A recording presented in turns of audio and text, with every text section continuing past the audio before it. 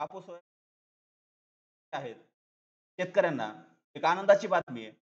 तो काय जे शेतकरी या अनुदान यादीपासून वंचित होते, जे अनुदान यादीमध्ये यांचं नाव नव्हतं, त्या शेतकरी शासनाकडून शासन निर्णय प्रसिद्ध करण्यात आला आहे. त्या शासन निर्णयामध्ये नेमक्या काय सूचना दिलेल्या आहेत किंवा कोणत्या शेतकऱ्यांना यामार्फत लाभ मिळणार आहे, याबद्दलची माहिती या जी-आरच्या माध्यमातून घेण्याचा आपण प्रयत्न करूयात. तर सुरुवातीला या ठिकाणी राज्यातील सन 2023च्या खरीप हंगामातील कापूस व सोयाबीन उत्पादक शेतकऱ्यांना अर्थसहाय्य देण्याबाबत अतिरिक्त सूचना देण्याबाबत जे काय अर्थसहाय्य द्यायचंय 2023 खरीप हंगामातील शेतकऱ्यांना जे कापूस सोयाबीन उत्पादक शेतकरी आहेत त्यांना जे काय अर्थसहाय्य द्यायचंय त्याबाबत ही अतिरिक्त सूचना या ठिकाणी सिद्ध करण्यात आली. यामध्ये या बाकीच्या गोष्टी कसं दिलं जाणार याबद्दल आपण ऑलरेडी चर्चा केली आहे. त्यामुळं त्या खालील माहिती बघूया. यामध्ये नवीन काय दिलेलं आहे. आता शासन निर्णय दिनांक 23 सप्टेंबर 2024 रोजी झालेल्या मंत्रिमंडळ बैठकीमध्ये माननीय मंत्रिमंडळाने दिलेल्या निर्देशाच्या अनुषंगाने राज्यातील सन 2023च्या खरीप हंगामातील कापूस व सोयाबीन उत्पादक शेतकऱ्यांना अर्थसहाय्य देण्याबाबत पुढील प्रमाणे अतिरिक्त सूचना देण्यात येत आहेत. जे काय अनुदान वितरित केलं जाणार आहे त्यासाठी नवीन सूचना शासनाकडून देण्यात आल्या. त्या सूचना काय या ठिकाणी पाहूयात. सन 2023च्या खरीप हंगामामध्ये त्या शेतकऱ्यांनी कापूस व सोयाबीन या पिकाची लागवड केली आहे व ई पीक पाणी पोर्टलवर नोंद नाही. आता म्हणजे ज्या शेतकऱ्यांची आपल्या शेतात कापूस किंवा सोयाबीन पीक घेतलं होतं, परंतु त्या शेतकऱ्यांची काही याद्या आल्या त्या याद्यामध्ये नाव आलं नाही, अशा शेतकऱ्यांना संबंधित तलाठी यांच्याकडे 7/12 उतार्यावर त्या लागवडीची नोंद आहे अशा शेतकऱ्यांना अर्थसहाय्य अनुज्ञेय करण्याबाबत तात्काळ कारवाई करण्यात यावी.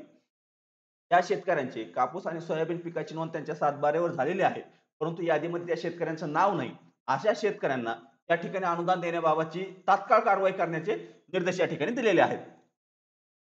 आता यामध्ये ई पीक पाणी पोर्टलवर नोंद केलेल्या शेतकऱ्यांच्या आधार संबंधी पत्रास अनुसरून आधार संबंधी माहिती पोर्टलवर भरल्यानंतर त्यानुसार संबंधित शेतकऱ्यांच्या आधार संलग्न बँक खात्यामध्ये अर्थसहाय्य वितरणाची कार्यवाही करण्यात यावी. आता हे तर आपल्याला ऑलरेडी माहिती आहे डीबीटी मार्फत जमा केली जाणार. महाआयटी ई पीक पाणी पोर्टलवरील संबंधित शेतकऱ्याचे नाव आणि आधार प्रमाणे नाव जुळवणी करून त्यासाठी मॅचिंग पर्सेंटेज 90% पर्यंत ठेवण्याबाबतची जी काय अट होती ती अट या ठिकाणी वगळण्यात आलेली आहे.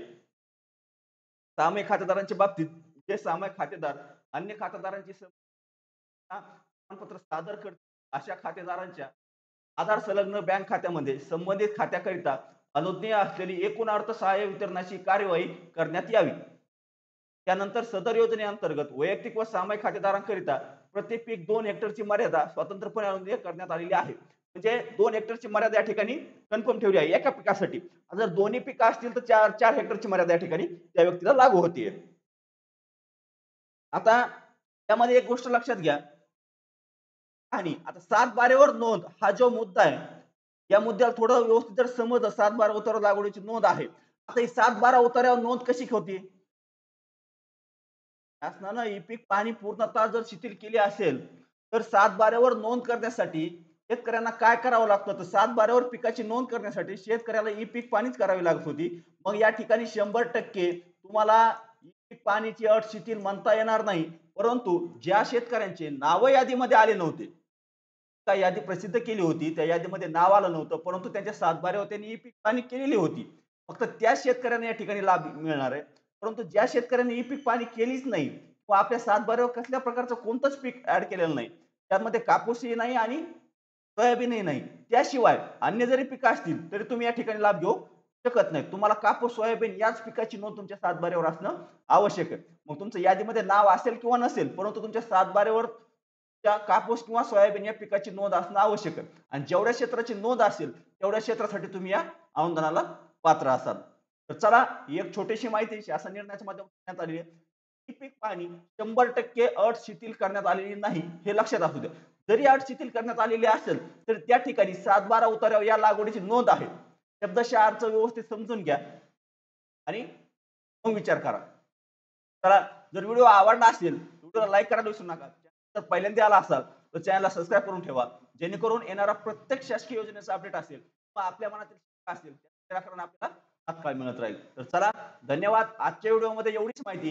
भेटूया नेक्स्ट व्हिडिओमध्ये नेक्स्ट पॉइंट सोबत